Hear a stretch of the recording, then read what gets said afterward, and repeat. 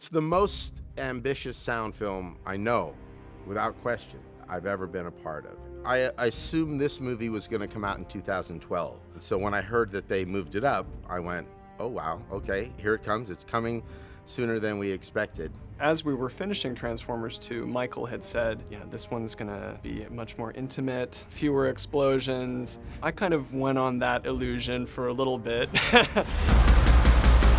He had mentioned that he was going to tone down the action. Didn't tone down the action. This is every bit as big as any of the other Transformers films, maybe combined.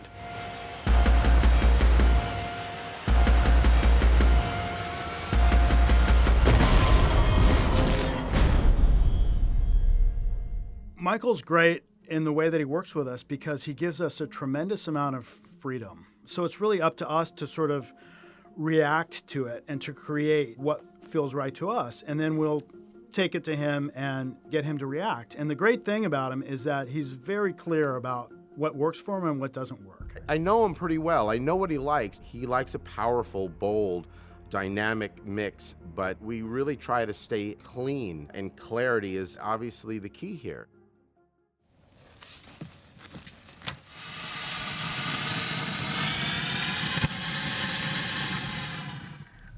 The approach with these movies is to first just collect as many cool sounds as possible.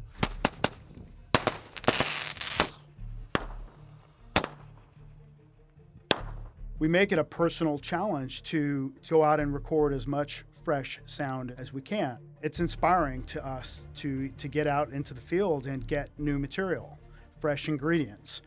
One of the things we talked about wanting to do with this movie at the most basic level was really push it to the next level in terms of how we take organic sounds and twist them into the electronic, and conversely, how we take electronic sounds and sort of twist them into the more organic world. One of the things we started playing with was an electric guitar to move in that sort of direction where you're just sort of straddling the borders between, okay, is that an organic sound or an electronic sound?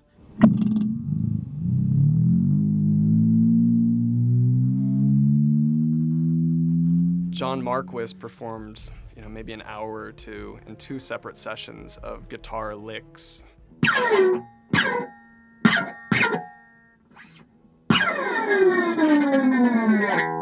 One place where those sounds really stuck were for these alien attack ships, which have big gun turrets that lock into place. And the motor sounds of those turrets locking into place are 100% John Marquis on the electric guitar. And it's basically a na-na-na. When that sound comes up, the residents of Chicago should feel terror because they're about to get blown away. For a movie like Transformers, there's a lot of just physical recording things that we need to do. Like there's a military component, so we've got military weapons, machine guns, vehicles. All right, this is going to be a 12-gauge shotgun. Getting our levels set. Take 1.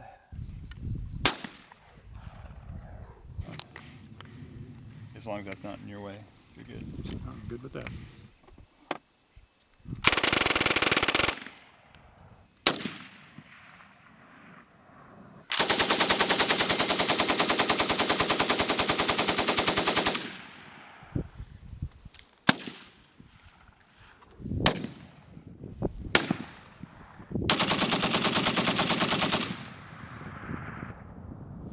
Cut.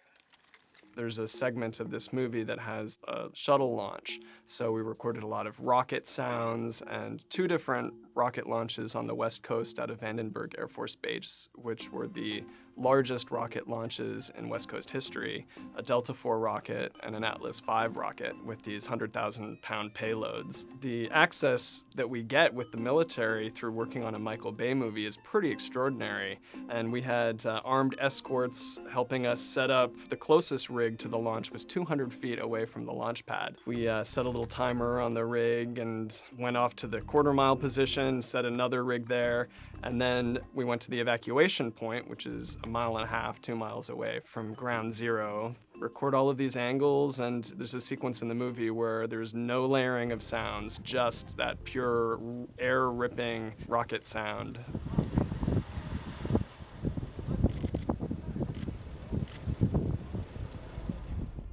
One of the great playgrounds for us in sound is on the Foley stage. So doing what we called wild Foley in the beginning of the process yields some really, really fun sounds. One thing that we played with was dry ice, taking different types of metal and letting those resonate on the dry ice.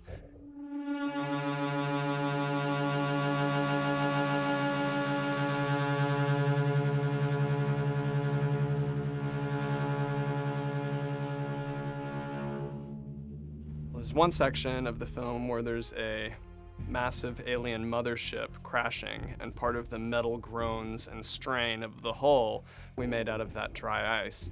There's one whole sequence where we work with the tempo of the music, and Optimus's guns are playing the 8th notes and the 16th notes and are part of the orchestra.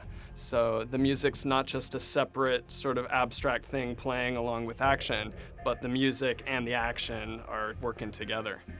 Here we go! Here we go! Keep it tight!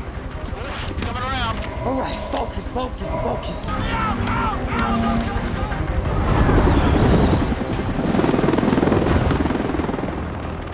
This is the first Michael Bay film that we've mixed in 7.1, which is basically a kind of a quad surround experience. You have a left wall, left back, right wall, so there's 4 discrete channels, and there's a lot of movement in this movie.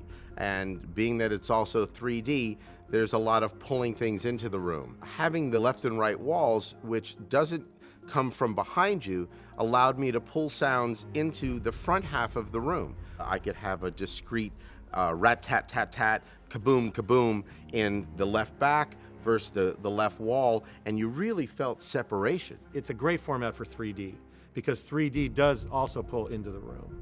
You still do that with 5.1. You have to have 5.1 because theaters out there right now, I don't know the exact numbers, you're looking at 500 that are equipped to play 7.1 and then thousands and thousands that are 5.1. I had a ball with it, and I showed a couple of sequences to Michael early on, and he just commented, God, the surrounds just feel really cool. What's going on? And I said, well, that's the 7.1. We told you we really wanted to mix this movie in 7.1. You are just enveloped in sound. I love going to the movies. I know how it is out there. And when we're doing like little delicate balances on things and something we're saying, should we make it a little lower? Is it gonna be okay? I sit there and say, midnight screening, 700 people, totally into it, full room. Give it that little extra bit because you need that extra little juice. In here, we've got, 8 guys and we've been working all night and nobody's talking, nobody's cheering at the screen. You've got energy in a movie theater. You've got people that are just like pumped. And when they see things on the screen, they're just like, you feel sound from them. So you want to keep it just rocking. I think we have answered what visually I think is probably one of the most outstanding visual effects film I've ever seen. It turned out as good as I'd ever hoped it would be, and my expectations were very high. Michael's expectations were very high. I can't think of a film ever with him that he's been this excited about the sound of his film. He continually talks about there is just so much here for people to enjoy. This is a cinematic experience unlike anything we've ever done. And I know it, he knows it, everyone on this movie knows it, and I just can't wait for people to actually get a chance to see it.